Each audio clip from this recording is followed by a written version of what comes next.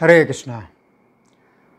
तो पुरुषोत्तम मास के महात्म्य में हम जो दृढ़ धनवा की कथा सुन रहे थे, उसमें जिस बिंदु तक हमने कल सुना, तो उस बिंदु तक कुछ संक्षेप से मैं फिर से उस कथा को दोहरा रहा हूँ और उसके बाद हम पाठ करेंगे। तो ये जो कथा है, ये पुरुषोत्तम मास के महात्म्य की ये सुन रहे हैं नैमिषारण्य के जो मुनि लोग हैं। नैमिषारण्य में सूत जी इस कथा को सुना रहे हैं और सूत जी जो सुना रहे हैं कथा, वो उसमें नारायण ऋषि जो गंधमादन पर्वत पर हैं, तो वो नारद जी को सुना रहे हैं।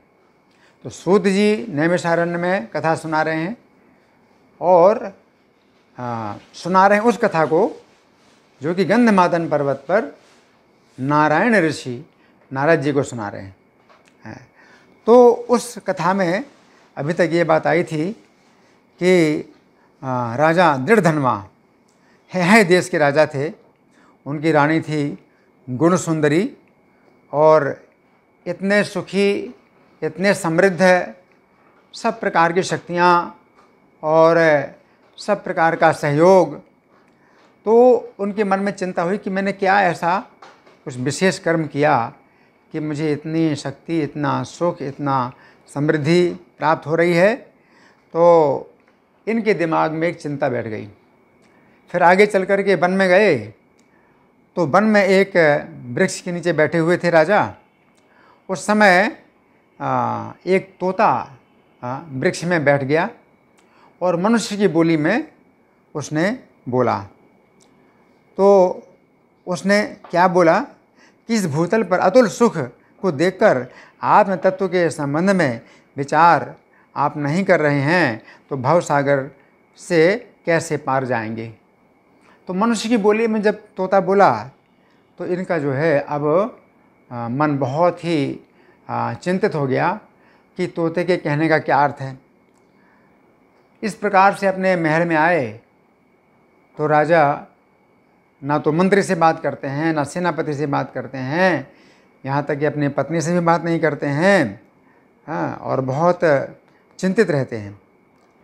तो इस बीच में राजा दृढ़धनवा के महल में वाल्मीकि मुनि आए और वाल्मीकि मुनि ने जब पूछा कि तुम्हारी क्या चिंता है, तो राजा दृढ़धनवा वाल्मीकि मुनि को अपनी चिंता बताते हैं कि एक तोते ने मुझे ऐसी बात बोली और मैं बहुत चिंतित हूँ कि इस तोते ने मेरे लिए क्या संदेश दिया है।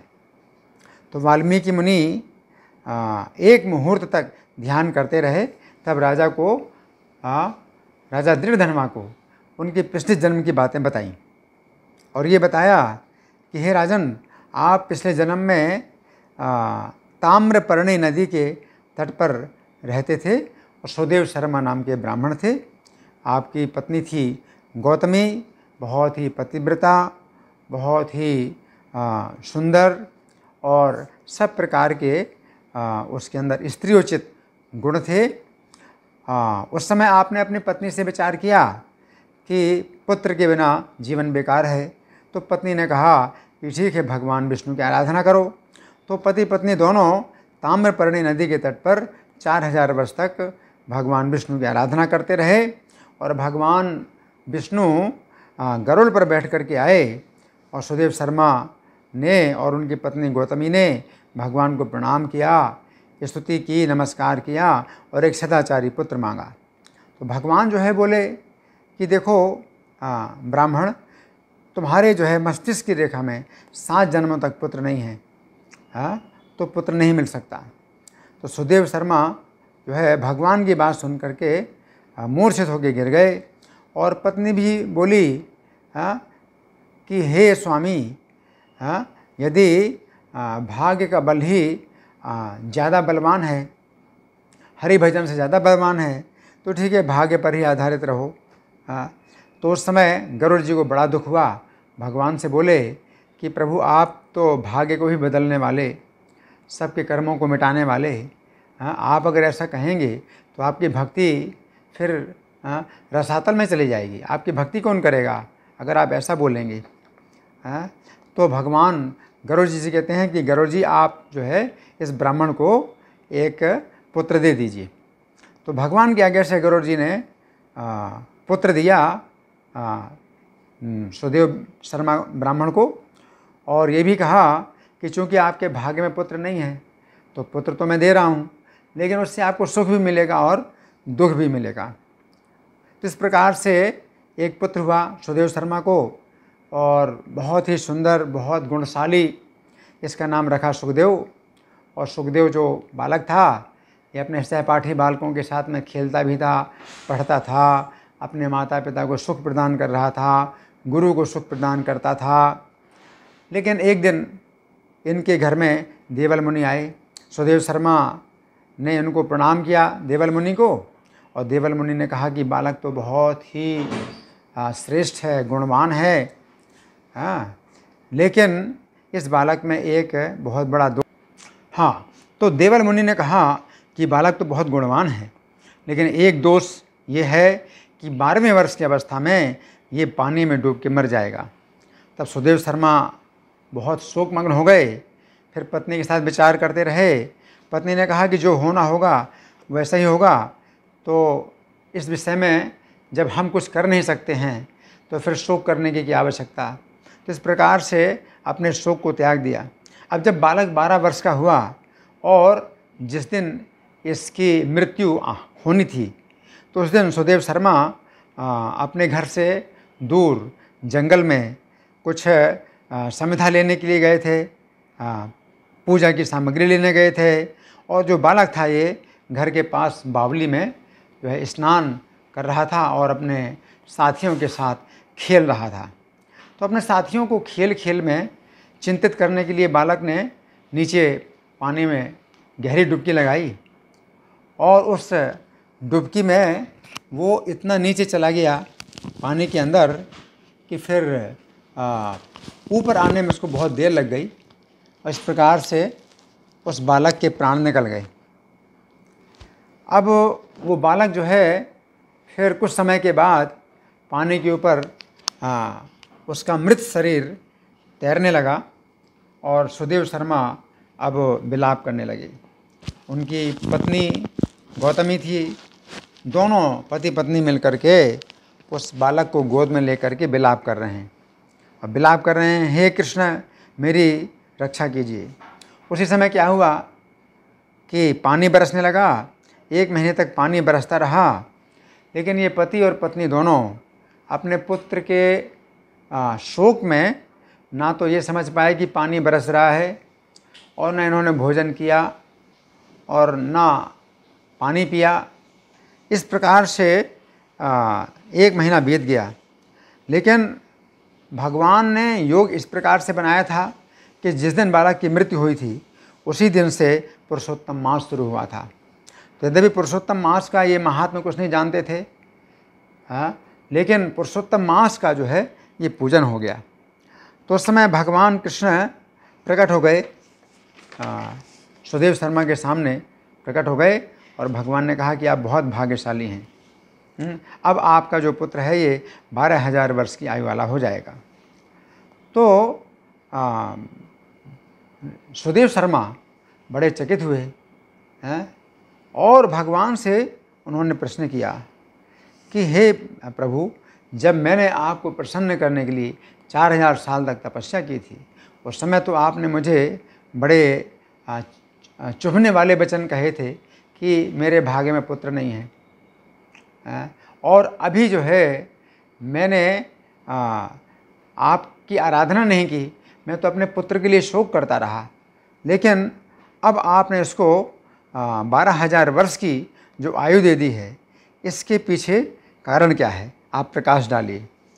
तो उस समय भगवान कृष्ण भक्तवत्सल भगवान जो है सुदेव को प्रसन्न करते हुए बोले। भगवान ने कहा कि ये जो तुम्हारे द्वारा शोक हुआ था, इस शोक में भी एक बहुत बड़ी आराधना हुई है जो कि तुम्हें पता नहीं, लेकिन ये पुरुषोत्तम मास का महीना था। तो जिस दिन तुम्हारे पुत्र की मृत्यु हुई उसी दिन से पुरुषोत्तम का जो महीना है वो शुरू हुआ, और उसी दिन से तुमने भोजन और पानी बंद किया अपना, और उसी दिन से तुम्हें वर्षा का जल स्नान के लिए मिलता रहा। तो वर्षा के जल में स्नान करते रहे और तुमने भी कुछ खाया नहीं, कुछ पिया नहीं। यद्यपि पुत्र के शोक में तुम डूबे हुए थे, लेकिन तो भी पुरुषोत्तम मास की आराधना हो गई। तो भगवान ने पुरुषोत्तम मास का इतना अधिक महात्म्य बतलाया है कि पुरुषोत्तम मास की आराधना यदि अनजाने में भी हो जाए तो इससे कितना बड़ा फल प्राप्त होता है। तो भगवान ये बता रहे हैं कि इस प्रकार से ना जानते हुए पुरुषोत्तम मास की सेवा पूजा हो गई, और जो बालक 12 वर्ष की अवस्था में जिसकी मृत्यु निश्चित थी और मृत्यु हो भी चुकी थी, अब वो 12,000 साल की आयु वाला तुम्हें प्राप्त हो गया। अब भगवान कहते हैं सुदेव ब्राह्मण से कि आपके इस साधन की तुलना और कौन कर सकता है। इसको समझना कितनी गहराई। भगवान कह रहे हैं कि आपके इस साधन की तुलना कौन कर सकता है। कौन सा साधन? पुरुषोत्तम मास की आराधना। तो पुरुषोत्तम मास की आराधना की तुलना और कौन कर सकता है। वेदों में जितने साधनों का वर्णन किया गया है उनको तराजू के एक पलड़े में ब्रह्मा जी ने रखा था। भगवान ही बताते हैं। ब्रह्मा जी अगर अपने ब्रह्मलोक में रहते हैं तो कैसे रहते हैं, क्या करते हैं, इसको कौन बताएगा? भगवान नहीं बताएंगे। तो भगवान बताते हैं कि ब्रह्मलोक में एक बार ब्रह्मा जी ने प्रयोग किया। क्या प्रयोग किया? उनके पास एक तराजू है। ब्रह्मलोक में ही एक तराजू है ऐसी, और कहीं नहीं है, कि तराजू के एक पलड़े में कोई साधन जो वेदों में बताया गया कोई साधन रख दें, दूसरे पलड़े में कोई दूसरा साधन रख दें, तो जो पलड़ा भारी होगा तो उससे पता चल जाएगा भी ये साधन जो है ज़्यादा फल प्रदान करता है। तो एक बार ब्रह्मा जी ने प्रयोग किया था, और वो क्या प्रयोग किया था? बहुत बड़ा प्रयोग किया था। क्या किया था कि एक तराजू के एक पलड़े में वेदों में बताए हुए जितने साधन हैं सब रखे। जैसे कि वेदों का पाठ करना है, और कितने प्रकार के यज्ञ हैं, कितने प्रकार की तपस्याएं हैं, कितने प्रकार के याग हैं, पूजाएं हैं, कई प्रकार के साधन वेदों में बताए। सब के सब साधन तराजू के एक पलड़े में रखा, और दूसरे पलड़े में पुरुषोत्तम मास को रखा। दूसरे पलड़े में केवल पुरुषोत्तम मास को रखा, और ब्रह्मा जी ने देवताओं के सामने तौला। सब देवता लोग देख रहे थे। ब्रह्मा जी ने सब देवताओं के सामने तौला उसको। तो यहाँ पर भगवान कह रहे हैं तो दीय साधनस्यास्य प्रमाणम किम करिष्यति एकत्ता सावधान्येव वेदोक्तानि च यानि वै तानि सर्वाणि संगृह्य हीगता पुरुषोत्तमं तोलयामास देवानां सन्निधौ चतुराननः। तो सब देवताओं के सामने तोला। आप सोचिए कितना बड़ा प्रयोग है। एक पलड़े में पुरुषोत्तम मास की आराधना, और दूसरे पलड़े में सब प्रकार की आराधनाएं और पूजाएं और वेदोक्त कर्म। तो क्या हुआ कि जो साधन वाला पलड़ा है वो हल्का हो गया, और पुरुषोत्तम वाला पलड़ा भारी हो गया। एक महीने का ये जो पुरुषोत्तम मास है तो ये भारी हो गया। इसीलिए भूतल के प्राणी पुरुषोत्तम की पूजा करते हैं। इस पृथ्वी में जो है पुरुषोत्तम मास की पूजा से बढ़ कर के कुछ नहीं है। तो ये भगवान बता रहे हैं कि पृथ्वी में लोग इसलिए पुरुषोत्तम मास की पूजा करते हैं। लघुन्यमानि जातानि गुरुश्चा पुरुषोत्तमं तस्माद् भूमि स्थितैर्लोके पूज्यते पुरुषोत्तमः। अब भगवान कहते हैं कि हे सुदेव ब्राह्मण, पुरुषोत्तम मास तो विश्व में सर्वत्र होता है। विश्व में यानी पृथ्वी लोक के अलावा भी दूसरे लोकों में पुरुषोत्तम मास तो आता है। फिर भी पृथ्वी लोक में इसकी पूजा करने से विशेष फल प्राप्त होता है। भगवान कह रहे हैं पुरुषोत्तम मासस्तु सर्वत्र, पुरुषोत्तम मासस्तु सर्वत्रास्ति तपोधन तथापि पृथ्वी लोके पूजिता सकलो भवेत्। इससे हे वत्स, वर्तमान समय में आप सब प्रकार से धन्य हैं। भगवान कह रहे हैं इस समय आप सब प्रकार से धन्य हैं, क्योंकि आपने इस पुरुषोत्तम मास में उग्र और बड़ा भीषण तप किया है। तस्मात् सर्वात्मना वत्स भवान धन्योस्ति सांप्रतम यदस्मिन् तप्तवानुग्रम तपः परमे दारुणम। मनुष्य का शरीर पाकर भी जो व्यक्ति सिर्फ पुरुषोत्तम मास में ना तो स्नान करते हैं, न दान करते हैं, न व्रत उपवास करते हैं, वे जन्म जन्मांतर में दरिद्र होते हैं। मानुषम जन्म संप्राप्य मासे श्री पुरुषोत्तमे स्नान दान आदि रहिता दरिद्रा जन्म जन्मनि। तो भगवान पुरुषोत्तम मास का जो है इतना महात्मा बतला रहे हैं कि भगवान कह रहे हैं कि हमारी एकाग्रता होनी चाहिए, हमारी चेतना होनी चाहिए कि पुरुषोत्तम का महीना जो है ये कब आता है और कितना बीत रहा है, कैसे बीत रहा है, इसमें मैं क्या कर रहा हूँ। तो भगवान ये बता रहे हैं कि जितना अधिक से अधिक हो सके भक्ति के कार्य कर लिए जाएं। तो भगवान कह रहे हैं इसलिए जो मनुष्य सब प्रकार से हमारे पुरुषोत्तम मास का सेवन भजन पूजन करते हैं वे हमारे प्रिय पात्र धन्य और भाग्यशाली होते हैं। तस्मात् सर्वात्मना सेव्यो मत्प्रिया पुरुषोत्तम समय वल्लभताम याति धन्यो भाग्ययुतो नरः। तो ये बात समझना है कि पहले सुदेव ब्राह्मण ने 4000 साल तक तपस्या की थी, भगवान की आराधना की थी, है ना। तो उसमें तो पुरुषोत्तम मास कई बार आया, 4000 साल, क्योंकि 3 साल में एक बार पुरुषोत्तम मास आता है, लेकिन उसका फल नहीं प्राप्त हुआ। क्यों प्राप्त नहीं हुआ? क्योंकि पुरुषोत्तम मास जिस दिन हो उस दिन से कोई नियम शुरू किया जाए तब तो उसका कुछ विचार किया जाता है ना। तो ये जो है जो सुदेव ब्राह्मण के द्वारा जो बिना जाने पुरुषोत्तम मास की आराधना हुई, तो ये जो है विशेष बात है कि जिस दिन उनका पुत्र मरा उसी दिन उन्होंने शोक के कारण ही भोजन और पानी बंद कर दिया और शोक में डूबे रहे, है ना। तो ये जो है अनजाने में भी आराधना, इसकी बहुत बड़ा रहस्य है। तो भगवान कह रहे हैं कि भाग्यशाली होते हैं वे हमारे प्रिय पात्र होते हैं। भगवान को इतना प्रिय है पुरुषोत्तम महीना कि वो व्यक्ति भगवान का प्रिय हो जाता है, अनजाने में भी अगर कुछ हो जाए।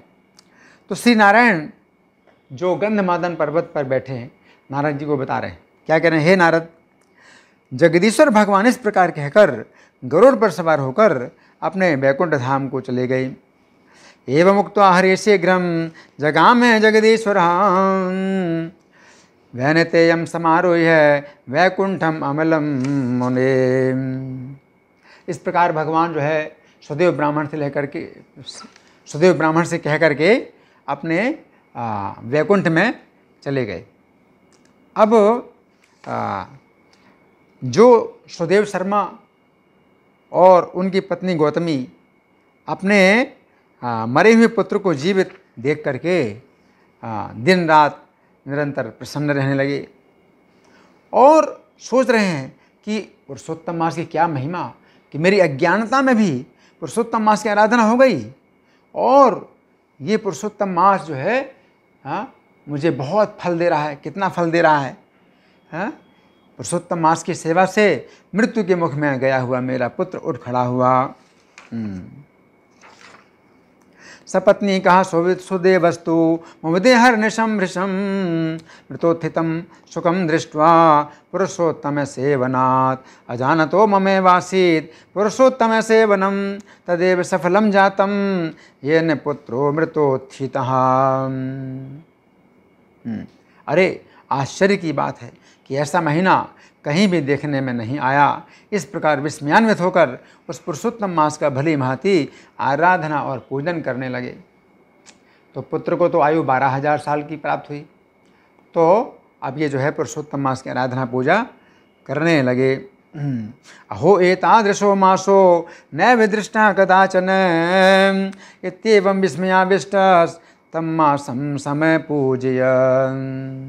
अब दोनों ब्राह्मण दंपति सुदेव शर्मा और गौतमी उस पुत्र से प्रमुदित रहने लगे और सुखदेव भी अपने माता पिता को अपने सत्कर्मों से प्रसन्न रखने लगा।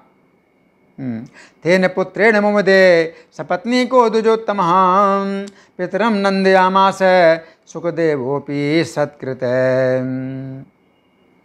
अब सुदेव शर्मा जो ब्राह्मण थे, पुरुषोत्तम मास की स्तुति करते हुए आदर के साथ भगवान विष्णु की पूजा करने लगे और कर्म मार्ग से होने वाले फलों में कामना का परित्याग कर एकमात्र भक्ति मार्ग ही में वांछा रखने लगे।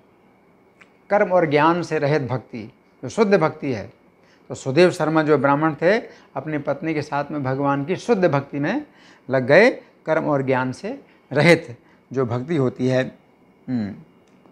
स्तुवन्मासं च विष्णुं च पूजयामास सादरं कर्म मार्ग स्पृहां त्यक्त्वा भक्ति मार्ग सस्पृहा। ये पुरुषोत्तम मास समस्त दुखों का नाश करने वाला सर्वश्रेष्ठ महीना है, ऐसा जानकर प्रत्येक तीसरे वर्ष उस महीने के आगमन पर अपनी पत्नी के साथ जप, होम, स्नान, पूजा, दान आदि से भगवान श्री हरि का भजन करने लगे। सर्व दुखापहम मासम वरिष्ठम पुरुषोत्तमम जप होमादिभिस्तस्मिन् न भजन श्री हरि स्त्रिया। ये ब्राह्मण सुदेव ब्राह्मण अपनी पत्नी के साथ 1000 वर्ष तक दिन रात भगवान विष्णु की सेवा करते हुए भगवान विष्णु के वैकुंठ को गए। भुक्त्वाथ विषयान् सर्वान् सहस्रामदर सहस्रामदर महर्निशम जगाम परमं लोकम सपत्नी को द्विजोत्तमः। अब अनुवाद में वैकुंठ लिखा है, लेकिन इस श्लोक में लिखा है कि परमम लोकम, जगह में परमम लोकम। तो परम लोक में गए तो परम लोक वैकुंठ भी हो सकता है और परम लोक ब्रह्मलोक भी हो सकता है, क्योंकि भौतिक जगत में जो परम लोक है, सबसे ऊंचा लोक है, वो ब्रह्मा जी का है। तो हम यही मानेंगे कि ब्रह्मलोक में गए और वहाँ भी भगवान का सानिध्य प्राप्त होता है। ब्रह्मा जी के लोक में भी जो लोग जाते हैं वहाँ भी भगवान की निकटता प्राप्त होती है, तो वे जो है वहाँ पर गए, उस स्थान में गए। अच्छा, जो बड़े बड़े योगियों को भी दुष्प्राप्त है, तब वो भला यज्ञ करने वालों को कहाँ से मिल सकता है, जहाँ जाकर भगवान के निकट वास करते हुए किसी को शोक नहीं प्राप्त होता। योगिनाम अपि दुष्प्रापम याजकानां तु तत्कृतः यत्र गत्वा न शोचन्ति वसंतो हरि सन्निधौ। इसके बाद वहाँ पर प्राप्त होने वाले समस्त सुखों का उपभोग कर गौतमी और सुदेव शर्मा इस पृथ्वी तल पर आए। उस जन्म के सुदेव शर्मा आप ही हैं। अब ये वाल्मीकि मुनि बता रहे हैं, वाल्मीकि मुनि ही तो बता रहे हैं।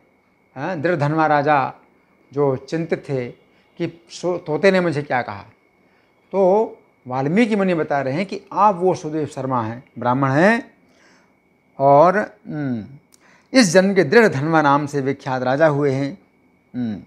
तत्रत्यं सुखमासाद्य सपत्नी को भवम गतः स एव दृढ़धर्मा त्वं प्रतितः पृथ्वीपति। और पुरुषोत्तम मास के सेवन से समस्त शक्तियों के भोक्ता हुए हैं। हे राजन, पूर्व जन्म के पतिव्रता गौतमी ही आपकी ये पटरानी हुई है। इसका नाम क्या है? गुणसुंदरी। तो वाल्मीकि मुनि कहते हैं कि आप वही हैं, सुदेव शर्मा हैं और तुम्हारी जो पत्नी गुणसुंदरी वो पतिव्रता गौतमी है। इस जन्म में तुम जो है इसी प्रकार से पति पत्नी हुए हो।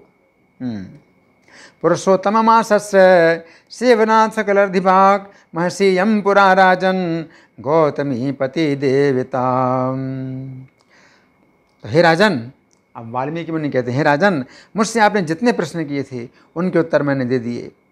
पूर्व जन्म में जो तोता पक्षी सुखदेव नाम से विख्यात थे, जिन्हें भगवान श्री हरि ने पुनर्जीवन प्रदान किया था, ये 12,000 वर्ष की आयु को भोगकर वैकुंठ को चले गए। तो वाल्मीकि मुनि बता रहे हैं कि आप तो 1000 वर्ष की आयु भोगे और आप अपने पुत्र को पृथ्वी में छोड़ करके चले गए ब्रह्मलोक में, लेकिन आपके पुत्र को 12,000 साल की आयु मिली और उसके बाद फिर वो वैकुंठ चला गया। तो वो सुखदेव जो है वैकुंठ को चला गया। सुखदेव इति ख्यातो हरिणायो अनुजीवितः 12,000 वैकुंठ में ईवान। और वही तुम्हारा पुत्र वैकुंठ से आया और वन में सरोवर के समीप बरगद के पेड़ पर बैठकर पूर्व जन्म के पिता आपको देख करके उसने सोचा कि मेरे पूर्व जन्म के पिता इस पृथ्वी में हैं, अभी राजा बने हुए हैं, जबकि मैं वैकुंठ में हूँ। तो आपको देखा उसने, तो क्या सोचा, सएवारण्य सरसी बड़ वृक्षम समाश्रितः त्वामेव आगतमालोक्य पितरम पूर्व जन्मनः। तो वो विचार करने लगा क्या कि मेरे कल्याणकारक हितों के उपदेश करने वाले मेरे प्रत्यक्ष देवता विषय भोग के भवसागर में निमग्न है। तो मैं देख करके उसने ये सोचा कि मेरे प्रत्यक्ष देवता हैं, मेरे पिता हैं, मेरे कल्याणकारी हैं, और ये विषय भोग किससे दूषित भवसागर में निमग्न है। हितानाम उपदेष्टारम प्रत्यक्षम देवतम मम संसार सागरे मग्नम विषय व्यालय दूषिते। तो इस प्रकार अपने पिता को देखकर अत्यंत करुणा में भरकर वह तोता पक्षी विचार करने लगा। तो पिछले जन्म में जो पुत्र था सुखदेव मनुष्य था, और इस वैकुंठ से आकर के अब वो तोता के रूप में वो बोध देने लगा कि यदि मैं इन राजा को आत्मबोध नहीं करता तो मेरा भी बंधन होता है। मैं वैकुंठ में हूँ, मेरे पिता पृथ्वी में विषय भोगों में फंसे हैं, तो अगर मैं इनको बोध नहीं दूंगा तो मेरा भी बंधन होता है। अत्यंत कृपया विष्ट चिंतयामास कीरजः न बोधयामि चेद भूतम न बोधयामि चेद भूपम ममापि बंधनम भवे। क्योंकि वेद में पुत्र का जो शब्द है ये बताया गया है कि पुत्र उसे कहते हैं जो नरक में जाने से बचाता है। तो आज वो जो मैं चूँकि पुत्र हूँ इनका, तो मेरा ये कर्तव्य है कि इनको इस भौतिक जगत के नरक से बचाऊं। पुन्नाम नरकाद्यस्तु त्रायते पितरम सुतः इति श्रुत्यर्थे बोधोपि स्यादेवाद्यन्यथा मम। तो इसलिए अपने पूर्व जन्म के पिता के लिए मैं आत्मबोध प्रदान करूँगा। हे राजन दृढ़धन्वा। कौन कह रहे हैं? वाल्मीकि मुनि कह रहे हैं कि हे राजन दृढ़धन्वा, इस प्रकार निश्चय करके वो शुक पक्षी वैसा वचन बोला था। वैकुंठ से तुम्हारा पुत्र आया और तोते के रूप में ये वचन बोला था। तस्मादुपकरिष्यामि पितरम पूर्व जन्मनः अवधार्य वचश्चेत्थम कीरजोजी गदन नृपै। हे राजन, आपने जो पूछा सो सब मैंने आपसे कह दिया। अब मैं पाप नाशनी सरयू नदी को जा रहा हूँ। इत्येतत् कथितं सर्वं यदि अनपृष्टं त्वया नघ अतः परम गमिष्यामि सरयूं पापनाशिनी। वाल्मीकि मुनि बोले कि जो आपने पूछा मैंने बता दिया, अब मैं पापनाशिनी सरयू जा रहा हूँ। और श्री नारायण, नारद जी से कहते हैं, भगवान नारायण गंधमादन पर्वत पर बैठे हुए नारद जी को कथा सुना रहे हैं। तो नारद जी से कहते हैं कि इस प्रकार बहुत काल तक उस विख्यात यशस्वी महाराज दृढ़धन्वा के पूर्व जन्म का उपाख्यान कहकर जाने वाले महर्षि वाल्मीकि का अनुनय विनय कर राजा सम्राट मुनि को प्रणाम करके कुछ बोले। तो राजा जो है वाल्मीकि मुनि को जाने नहीं दे रहे हैं, अभी कुछ और भी वो बात कर रहे हैं। तो यहाँ तक हम आज की जो कथा है हमने सुनी है, और आगे की कथा आगे फिर करेंगे। तो यहाँ पर नारायण कहते हैं इत्येवं प्रथमजस् चरित्र मुक्त्वा भूपस्य प्रथित यशस्विनश्चिराय गच्छन्तं मुनिम् अनुनीय राजराजः प्रावोचिन् किमपि नमन् अगण्य पुण्यः। तो 19वां अध्याय पुरुषोत्तम मास महात्म्य का है। यहाँ जो कथा है उस बिंदु पर समाप्त होती है कि वाल्मीकि मुनि जाना चाहते हैं सरयू नदी में, लेकिन राजा जो है अभी कुछ और भी उनसे बात करना चाहते हैं, इसलिए उन्होंने उनसे जो है उनको रोक लिया और कुछ बात की। हरे कृष्णा।